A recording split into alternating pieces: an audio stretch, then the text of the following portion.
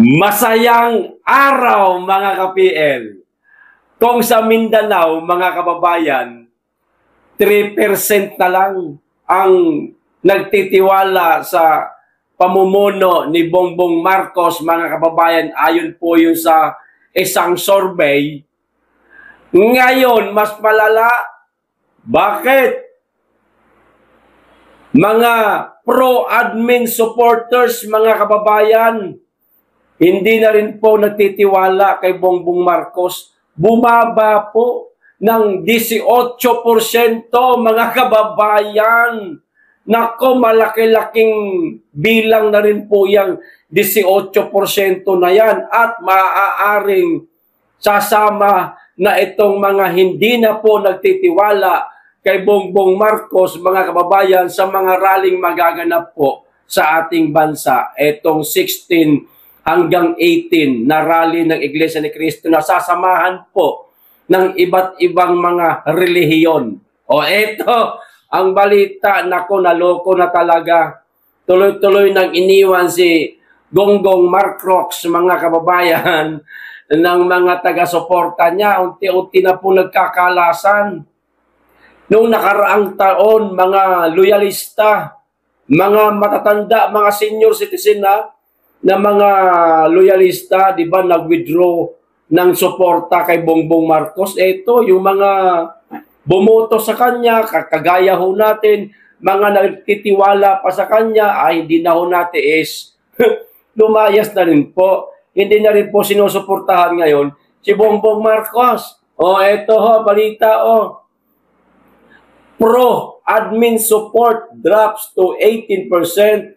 And Publicos survey by Ronald Sionco, mga kababayan. Global Daily Mirror po ang naglabas.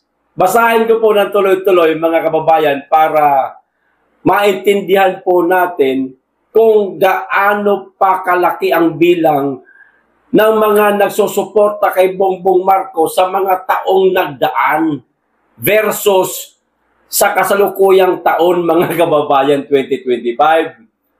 Para malaman po natin. Support from the administration of President Bongbong Marcos saw a step drop, kita nyo na, in Publicos Asia 2025 pahayag third quarter survey.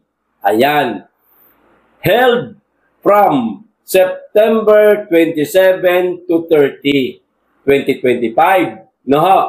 The survey indicated an 18% decline, mga kababayan, for pro-administration. Ayan.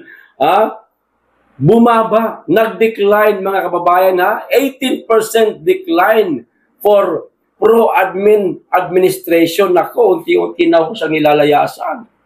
Delikado ito. Panibagong sakit ng ulo na naman ito ni Marcos, mga kababayan. Lagot ka na, Marcos. The latest score showed a downward trend from 50% in quarter 3 of 2022. Ang laki pa ho nun, no? 50% pa ho nun. In quarter 3 of 2022, 43% in quarter 3 of 2023 and 30% in quarter 3 of 2024. Ito na. In 2025, Publicos reported 15% and 21% rating for the first and second quarter respectively. Pababa ng pababa ng pababa. Parang spaghetti pababa lang, mga kababayan. Spaghetti pababa, pababa ng Lagot ka, Bongbong Marcos. Iniiwan ka na, alak ka. Kasama na sila sa rally. Posible yan. At hindi biro. Yang bilang na nawala sa'yo, marami-rami yan. Ito pa, Publicos noted the decrease reflects warning public trust, aiming corruption issues and internal risks, mga kababayan. Kita nyo na. Kasi nga, napakalala ng korupsyon sa ating bansa. At tila walang ginagawa si Ngagba, mga kababayan. Walang nakukulong, hindi pinaiimbestigahan yung pinsan niya na nakapubliko, ibig sabihin, live streaming na napapanood natin, kundi patago, kwentuhan sila lang, kape-kape, abutan ng talay, o di, walang mangyayari talaga na makukulong, mga kababayan. So, meanwhile, anti-administration, ito sigurado to tayo, talagang ayaw natin ito At talaga hindi tayo sumusuporta sa kanya, no? Meanwhile, anti-administration stood at 43%, which was higher than 20% in quarter 3 of 2022. 23% in quarter 3 of 2023. Okay? And 27% in quarter 3 of 2024. Neutral came out at 39% from 30%. In quarter 3 of 2022 yan mga kababayan. 34% in quarter 3 of 2023 and 43% in quarter 3 of 2024. Nakuha nyo po? Nasundan nyo po ba, mga kababayan? O kung hindi, ulitin nyo na lang po yung video. Ito pa, huli. The Publicos survey involved 1,500 respondents and comes amid the multi-billion flood control corruption scandal. Ayun yun, mga kababayan. Unti-unti nang nagbabaklasan. Yung mga pro-admin niya mga kababayan posibleng yung iba dyan, may katungkulan po, mga kababayan, sa Administrasyong Marcos na unti-unti na pong binabaklas nila yung kanilang pagsuporta sa kasalukuyang Pangulo ng ating bansa. Baka karamihan din po dito, mga loyalista ng mga Marcos, mga kababayan, na hindi na maintindihan ang mga nangyayari sa ating bansa. Naghahanap din ng mga hustisya, na sana merong maipakulong etong si Gonggong Marcos, pero wala. Kaya ayan, napag-isip-isip nila, bakit tayo susuporta dito sa presidenteng ito kung hindi niya kayang paimbestigahan yung kanyang pinsan na nagmamaniobra sa kabanang bayan. Ayun, dinayasan natin to. Nakapag-isip-isip na yung mga pro-admin na supporter ng Bongbong Marcos, mga kababayan. Unti-unti na silang nagsipaglayasan. Buti naman at nagising na kayo. Sa mga nagising na, pakikausap nyo na rin yung mga kapwa ninyong taga-suporta ng kasalukuyang presidente. Kausapin nyo na rin yung iba na sana magising na rin sila. Kasi hanggat patuloy po tayong mananahimik, hindi po natin papalagan etong napakalalang korupsyon sa ating bansa, hindi po kikilo sa mga animal na yan. Tandaan po natin, mga kababayan, tayo po ang nagluklok kay Bongbong Marcos sa Palasyo Malacanang. Sinuportahan ho natin siya. Binuto ho natin siya. Kasi akala natin may pagpapatuloy niya yung mga nasimulan ng dating Pangulong Rodrigo Duterte na ipinangako niya rin naman. Pero kalaunan, nag-iba ang timpla ng pamumuno niya at ayun, kinakalaban na ang dating presidente na tumulong sa pamilya nila para maipalibing sa libingan ng mga bayani ang ama nilang nabubulok na. Di ba, mga kababayan? Hindi man lang tumanaw ng utang na loob. Yun hindi po pamumulitika yun ha. Yung ginawa ng dating Pangulong Duterte, hindi po pamumulitika. Talagang sumusunod lang ang dating Pangulong Duterte sa batas na talaga nga namang mayroong karapatan na malibing sa libingan ng mga bayani ang ama nilang si Marcos Sr. Pero pinipigilan ng mga kalaban nila sa politika. Samantala ang Duterte hindi. Sinunod niya ang batas. Kasi ng batas. Pero kalaban ng mga Marcos sa politika, pinipigilan, ayaw ipalibing. Duterte lang ang nagpalibing pero ano ginawa? Trinaidor niya pa. Ipinagkanulo niya pa, mga kababayan. Ipinadala sa Dahig Netherlands. Samantalang pwede naman sana na dito na lang husgahan kung mahuhusgahan man ang dating Pangulong Duterte. Di ba? Ayun, minalas. E di, kanya-kanyang pulasan na, mga kababayan, ang mga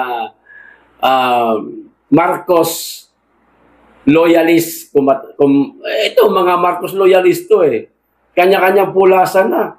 O, kita-kits na lang po tayo, mga loyalista, sa rally ng Iglesia ni Cristo, 16 hanggang 18. Lahat naman po kayo imbitado. Wala pong politika yan. Yung sa Iglesia ni Cristo, walang halong pamumulitika yan. Kundi ang isisigaw lang talaga niyang panagutin. Ang mga nanamantala sa kaba ng bayan. Huwag na kayo magbibitbit ng placard na kung ano-ano na merong halong pamumulitika at baka mapalayas lang kayo. Mga loyalista, kita-kits na lang tayo sa rally. Kalampagin natin ang tanggapan ng Pangulo ng Pilipinas na dapat mapanagot niya yung mga pinangalanan ng mga testigo. Yun lang kadali. Maipakulong. Kung hindi niya kayang gawin na ipakulong yung kanyang pinsan na pinangalanan kasama ng Julalay, ng kanyang pinsan na si Saldico, di siya na lang ang patalsikin natin. Sabay ganun. Sabay ganun no? Di ba, mga kababayan? Kung hindi niya kayang ipakulong yung pinsan niya, ibahin natin yung panawagan natin. Bumaba ka na lang, hindi mo na mapalakaya wala kang kamay na bakal Ninanakaw na ang kaba ng bayan, tahimik mo pa rin. Di ikaw ang bumaba. Maghahanap ng ibang leader ang Pilipino. Ganun na lang, di ba, mga kababayan? Very good. Very good. Ito mga nag-withdraw na ng suporta kay Gonggong Marcos. Kung sa Mindanao, mga kababayan, ang nakuhang trust rating ni Bongbong Marcos, ayan, 3% na lang. Sa Mindanao yan Ayan mapa ng Mindanao, Kahapon pinakita ko na po ito sa inyo. Kay BP Inday Sara, mga kababayan, alam niyo po kung gaano kalaki. Ayan 51% mga kababayan, hindi lamang po yan sa Mindanao, kundi buong Pilipinas po yan, mga kababayan. 51%, malaki po itong porsyento na ito, malaki-laking bilang ito. Majority ng mga Pilipino nagtitiwala pa rin kay Vice President Sara Duterte ayon sa Okta Research Survey. Bang! Ang layo ng diferensya Hindi na nga lang isinama Yung sa Luzon, baka magulat pa si Bongbong Marcos na, teka, lalong-lalo na sa lugar nila sa Norte. Teka, taga-Norte ako, ba't ganito lang yung nakuha kong trust rating. Di ba, mga kababayan? Hindi na isinama yun. Baka magulat siya, baka mapahiya lang siya lalo. Ang layo ng diferensya. Sa Mindanao, si Inday Sara, ay sigurado yan. Nasa mga 99.9% talaga yan. Oh, basta Mindanaoan, lahat nakasuporta yan sa kapwa nila Mindanaoan eh. Di ba mga kababayan? Sigurado yan kay Inday, 99.99% yan. Oh, ilan lang mga hindi sumusuporta dyan. Yung mga nagnanais na agawin ang trono ng dating Pangulong Duterte bilang alkalde. Ha? Mga Nograles. Yan lang ang siguradong hindi sumusuporta kay BP Inday Sara, mga kababayan, kasi siyempre, gutom yan sa kapangyarihan. Mga gutom sa kapangyarihan, simula pa sa kanilang ama, laging binabangga sa kandidatura ang Tatay Digong natin, pero hindi manalo-nalo, nadala pa rin ngayon ng mga anak. Di ba? Ang layo ng diferensya nila ni Marcos at saka ni BP Inday Sara, mga kababayan. Patunay lang yan, mga kababayan, alam nyo, patunay lang yan na nakikita na ng mga Pilipino kung sino talaga ang karapat-dapat na mamuno sa ating bansa. Nakikita na rin ng mga Pilipino na ang pinagkatiwalaan na Marcos na pinagbigyan na nga lang para malinis yung pangalan nila, hindi karapat-dapat mamuno. Kaya, ayan, unti-unti nagbabaklasan ng suporta sa kanya. O, di ba? Okay, malapit na ang rally. Kita-kits. Natataranta na sila ngayon. Hindi na nila alam kung ano ang gagawin nila sa napakalaking rally kasi hindi naman nila alam kung ano isisigaw eh. Malalaman lang ho natin yan, mga kababayan.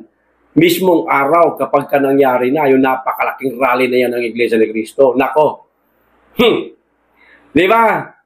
Ayos. So hanggang dito lang. Maraming salamat. Mag-iingat kayo lagi at higit sa lahat. Mahalin natin ang Pilipinas.